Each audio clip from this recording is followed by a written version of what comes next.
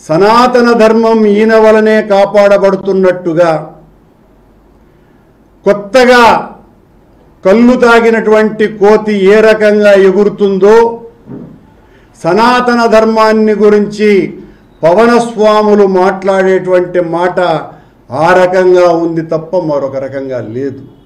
సనాతన ధర్మ ఆచారం ప్రకారము వెంకటేశ్వర స్వామి పట్ల అపారమైనటువంటి నమ్మకం కలిగినటువంటి వాళ్ళందరూ కూడా తమ పిల్లలకి 9 నెలలకో 11 నెలలకో తలనీలాలు తీయించేటువంటి సాంప్రదాయాన్ని ఏనాడూ పాటించకుండా సనాతన ధర్మ పరిరక్షణకు కంకణబద్ధుడైనటువంటి ఈ కొత్త పీఠాధిపతి వర్యులు నిన్న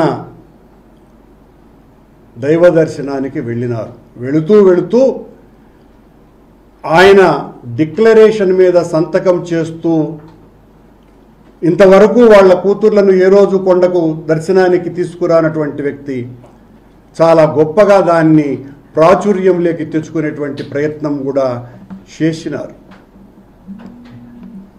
పవనస్వాముల వారు గత 11 రోజులుగా సనాతన ధర్మ పరిరక్షణ దీక్ష వహించి దాని పరిరక్షణ కోసమని నడుం బిగించి దుర్గమెట్లు తుడిచి అనేక వితండమైనటువంటి కార్యక్రమాలను ఈ రోజున ఆయన మాట్లాడటం జరిగింది తిరుపతి సభలో.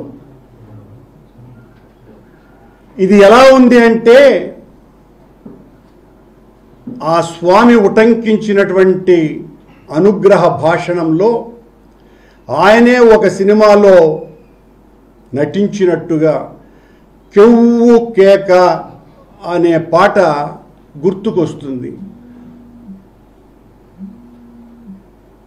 అన్నానికి అరిటాకు, సున్నానికి తంబాకు,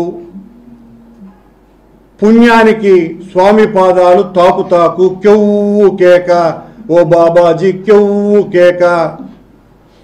సరిగ్గా బాబాజీని ఈ పవనస్వాముల వారు ఈ రోజున మొత్తం ప్రపంచానికంతా తేటతెల్లం చేశారు.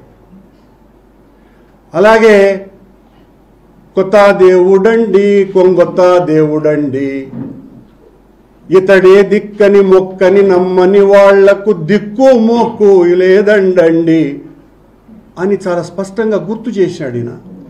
నా అనుచరులు నా అనుయాయులు అంతా కూడా సనాతన ధర్మ పరిరక్షణ కోసమని నడుం బిగించి ఏమేం చెయ్యాలా అన్నది మార్గ నిర్దేశం చేశాడు.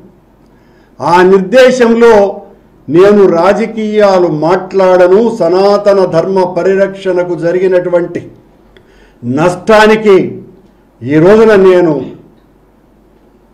చేయబోయేటువంటి డిక్లరేషన్ అని తన ప్రసంగాన్ని ప్రారంభించి మా మీద, మా నాయకుడు జగన్మోహన్ రెడ్డి గారి మీద ఇష్టమొచ్చినట్టుగా రాజకీయ ప్రేలాపనలు చేయటమే కాకుండా కోర్టులను కూడా సూచిస్తున్నట్టుగా సుప్రీంకోర్టు ధర్మాసనానికి హెచ్చరికల రూపంలో ఆయన మాటలు జారీ చేసినారు. సనాతన ధర్మం ఈయన వలనే కాపాడబడుతున్నట్టుగా